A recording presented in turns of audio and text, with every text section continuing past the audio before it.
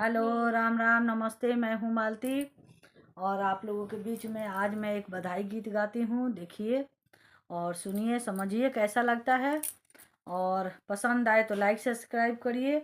आज हमारे घर में मेरे बाबू का, छोटा बाबू का जन्मदिन है और उस पर मैं बधाई गीत गाती हूँ। और आप लोग अपना अपना आशीर्वाद भी दे दीजिए। धन्यवाद।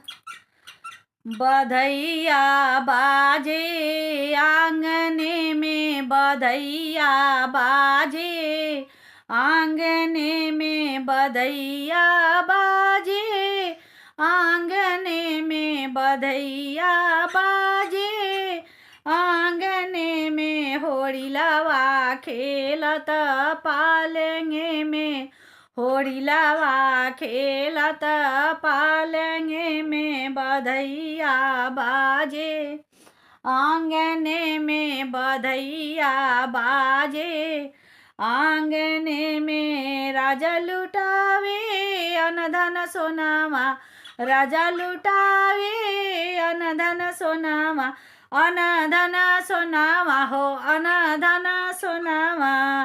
राजा लुटावे अनधन सोनामा, एहो रानी लुटावे रुपैया, बधैया बाजे आंगने में, होड़ी लवा खेलत पालेंगे में, होड़ी लवा खेलत पालेंगे में।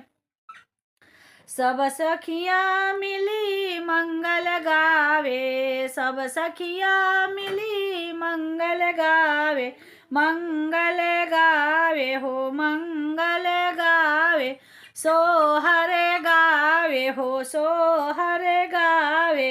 सब सखियाँ मिली सोहर गावे।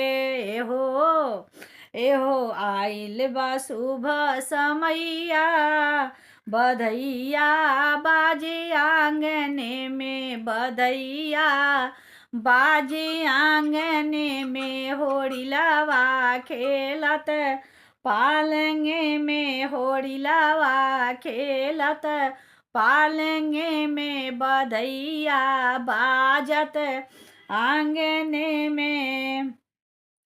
मंगल मूरत सुंदर सूरत, मंगल मूरत सुंदर सूर, मंगल मूरत सुंदर सूरत, मंगल मूरत सुंदर सूरत। एहो घर घर बाज घर घर लेते बलैया, बधैया बाजे आंगने में, बधैया बाजत आंगने में, बधैया बाजत आंगने में, होड़ी लवा खेलत पालेंगे में, होड़ी लवा खेलत पालेंगे में, बधैया बाजत आंगने में, बधैया बाजत आंगने में। धन्यवाद।